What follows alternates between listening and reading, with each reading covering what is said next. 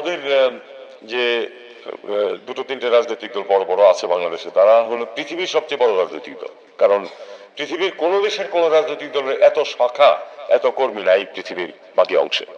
আমাদের বিশেষ করে যদি আমি বলি যে আওয়ামী লীগ, বিএনপি এবং জামাত, জাতীয় পার্টিও ক্ষেত্র বিশেষে তাদের সমস্ত বিশ্বের শাখা আছে, এবং তারা সেই এই বাংলাদেশের এখানে রাজনীতিতে যেমন এই দুই দল বা তিন দল প্রচন্ড শত্রু ভাবাপন্ন, একই রকম শত্রু ভাবাপন্ন আমাদের এক্সপেক্টেড যারা আছেন তাদের যে দল, এই দলের যে ব্রাঞ্চগুলি আছে সেগুলি আপনারা দেখেছেন। এবং আমি তো সরকারের এই পদে আছি অল্প কিছুদিন, 33 বছর চাকরি করে রিটায়ার করেছি 11 বছর আগে। এরকম পৃথিবীর আর কোন দেশের ক্ষেত্রে দেখেছেন আপনারা যে কেউ একজন এখান থেকে যায় আর তাকে ওই ডিম শোনার জন্য বা তার বিরুদ্ধে স্লোগান দেওয়ার জন্য বিরাট সংখ্যক মানুষ দাঁড়িয়ে আছে? ইস্যু ভিত্তিক না, সে ব্যক্তি এবং দল ভিত্তিক হয় আমাদের যে রিয়াকশন গুলি।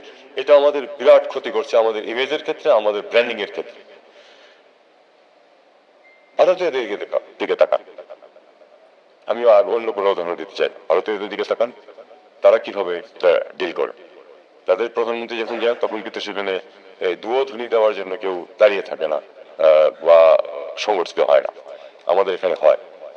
এটা হয়ে আসছে। এটা এখনকার বা এর আগের রেজিমের বা তার আগের রেজিমের প্রশ্ন না, এটা চিরদিন হয়ে আসছে। এটা থেকে আমাদেরকে বেরোতে হবে। দ্বিতীয় প্রশ্ন, ভারতীয়রা যেই সুযোগ সুবিধা পাচ্ছে সমস্ত পৃথিবীতে, সেটা আমরা পাই না কেন? বা অন্তত প্রপোর্শনেটলি পাই না কেন?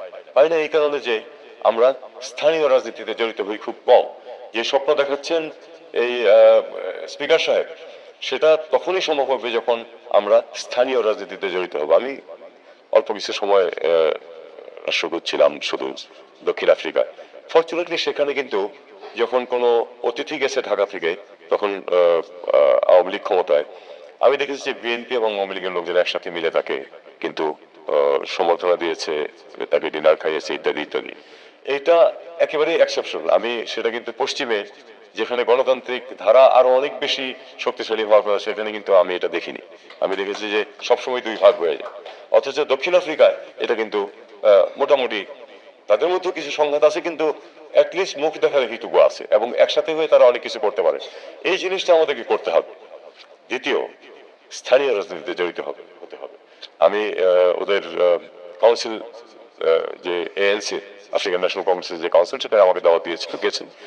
আমার খুব ভালো লেগেছে, 2-3 জন কাউন্সিলর ছিলেন বাংলাদেশি অরিজিনের। তার মানে তারা স্থানীয় রাজনীতিতে জড়িত হয়ে এসেছেন। এবং ওখানে কিন্তু এই বাংলাদেশের মতো ওই কেন্দ্র থেকে নির্ধারণ করে দেওয়া হয় যে কে কাউন্সিলর হয়ে আসবে। ওখানে একেবারে প্রতিটা ব্রাঞ্চে নির্বাচনের মাধ্যমে উঠে আসে যে কে ওখানে প্রতিনিধি হিসাবে যাবে, এবং তার মধ্যে বাংলাদেশি 2-3 জন ছিলেন। আমার এটা অত্যন্ত ভালো লেগেছে। এটা হচ্ছে আমাদের রাস্তা। যদি আমরা ব্র্যান্ডিং করতে চাই, আমরা যদি ইনফ্লুয়েন্সিয়াল হতে চাই, তাহলে এটা রাস্তা। আপনি আজকে এই যে নতুন সরকার গঠিত হতে যাচ্ছে যুক্তরাষ্ট্রে, সেখানে তাকান, ভারতীয় কয়েকজন সেখানে অত্যন্ত গুরুত্বপূর্ণ পজিশনে এসে যাচ্ছেন। আমাদের এটা কতটুকু হয়? বরং পাকিস্তানিদেরকে সেটা হচ্ছে আজকাল। বাংলাদেশে তো টাওয়ার হ্যামলেটসে হয়েছে, আরো 2-1 জায়গায় হয়েছে। কিন্তু তারপরে আপনি খেয়াল করে দেখুন, আমাদের কয়েকজন এমপি আছেন, রূপা হক এসেছিলেন কয়েকদিন আগে, একসাথে আমরা একটা মিটিংও করেছি। এইটা হলো আসলে ব্র্যান্ডিং এর। এবং বাংলাদেশকে আপনারা শুধু ব্র্যান্ডিং মানে কি, শুধু তো ব্র্যান্ডটা সৃষ্টি করা না, সেটা অনেক বেনিফিট আছে দেশের জন্য। আপনারা যখন এই ব্র্যান্ড সৃষ্টি করেন, ভারতের যে ইমেজ, তারা কিন্তু এই ডায়াসপোরা কিন্তু সৃষ্টি করেছে। বিভিন্ন সফটওয়্যার কোম্পানির প্রধান হচ্ছেন ভারতীয়, বিভিন্ন ব্যাংকের প্রধান হচ্ছেন ভারতীয়, বিভিন্ন রাজনৈতিক দল, এমনকি তাদের তো একজন আধা ভারতীয় ভাইস প্রেসিডেন্ট ছিলেন, একজন ভারতীয় ছিলেন গভর্নর মার্কিন যুক্তরাষ্ট্রে। এগুলো হচ্ছে আসল রাস্তা ব্র্যান্ডিং এর। ব্র্যান্ডিং এর অবশ্যই আমাদেরকে ভালো কাজ করতে হবে। ভালো কাজ করলে ব্র্যান্ড অটোমেটিক্যালি উপরে ওঠে। খারাপ কাজ করলে সেটা নামে, কিন্তু তখন যদি খারাপ কাজের সংখ্যা যদি কম হয়, একটা মার্ডার হয়, সেটাতে ক্ষতিগ্রস্ত হয়। কিন্তু একজন ভারতীয় যদি মার্ডার করে, তখন সেটা কিন্তু মুখ্য হয়ে দাঁড়ায় না, এই জন্য যে তারা আরো অনেকগুলি বড় বড় পজিশনে তারা আছেন, সেটাই তাদের ব্র্যান্ডের মূল জিনিস। আমাদের কিন্তু ছোটখাটো একটা অপরাধ ঘটলে সেটা দেখা যায় যে খুব বেশি মানে সেখানে সেটাকে খুব বেশি করে উপস্থাপন করা হচ্ছে, অথচ একই কাজ যদি একজন ভারতীয় করেন সেটা কিন্তু অতটা উপস্থাপন করছেন। এখানে আরেকটা বিষয় আছে, মধ্যপ্রাচ্যের যে পত্রিকাগুলি আছে সেগুলিতে ভারতীয়রা বিরাট ভূমিকা পালন করছে, তাদের প্রচুর এমনকি এডিটোরিয়াল পলিসি নির্ধারণের ক্ষেত্রে তারা ভূমিকা পালন করছে। আমাদের সেখানে প্রচুর সমস্যার সম্মুখীন হতে হচ্ছে যে তাদের আমাদের একটা ছোটখাটো ঘটনা ঘটলেও সেটাকে নেগেটিভ ঘটনা ঘটলেও সেই খবরটাই প্রাধান্য পায়, পজিটিভের প্রাধান্য পায় না। এটা ভারতের ক্ষেত্রে ঠিক উল্টোটা ঘটে, কারণ তাদের লোকজন সেখানে ওই অবস্থানে পৌঁছতে পেরেছে। সবচেয়ে কম বেতনে কেন আমাদের লোকজন যায়, সেটা দোষ কিন্তু ওই লোকগুলি না, দোষগুলি আমাদের সিস্টেমে।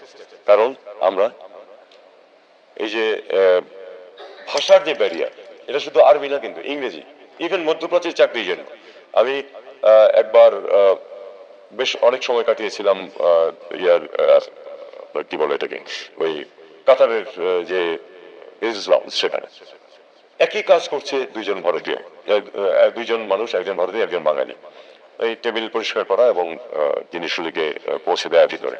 একজনের বেতন হলো 350, আরেকজনের বেতন হলো 1200 রিয়াল স্থানীয়। কেন? আমি তখন জিজ্ঞেস করলাম বিষয়টা কি। ভারতীয় ভদ্রলোক, তিনি ইন্টারভিউ দিয়ে চাকরি দিয়ে, সরাসরি চাকরি দিয়ে এসেছেন, আর বাঙালি যে ভদ্রলোক ওখানে চাকরি করছেন তিনি গেছেন কোন একজন কফিলের মাধ্যমে, কফিল তাকে ওখানে নিয়োগ দিয়েছে, কফিল সেখানে কিন্তু 1200 রিয়াল পায়, তাকে 350 রিয়াল দেয়, কারণ 350 রিয়াল চুক্তিতে তিনি গেছেন। তাই আমি বললাম যে তুমি কেন বাবা ইন্টারভিউ দিয়ে আসলে না? তখন তার মুখটা একটু কালো হয়ে গেল যে ইন্টারভিউটা তো ইংরেজিতে হয়েছে, আমি তো ইংরেজি জানি। কত বড় তফাৎ আপনি খেয়াল করে দেন। এখন এটার দায় তো আমাদের। আমরা গত 30 বছরে দেশটাকে এই জায়গায় নিয়ে গেছি যে আমাদের লোকজন বাইরে যায় শুধু ওই কায়িক শ্রম দেওয়ার জন্য, আর কোনো ভালো কাজের জন্য তাদেরকে নেওয়া হয় না, একেবারেই নেওয়া হয় না তা না। হোটেলের ফ্রন্ট অফিসে আমি বাঙালিকে পেয়েছি, তার কিন্তু খরচ হয়েছে জাস্ট 30,000 টাকা, শুধু এয়ার ফেয়ার দিয়ে যেতে হয়েছে, আর কিছু করতে হয়, কারণ সে ইন্টারভিউ দিয়ে গেছে এবং সে ইংরেজি বলতে পারে। তাকে ফ্রন্ট অফিসে তাকে দিয়ে এমন বিরাট কিছু আসে, জাস্ট একজন গ্রাজুয়েট,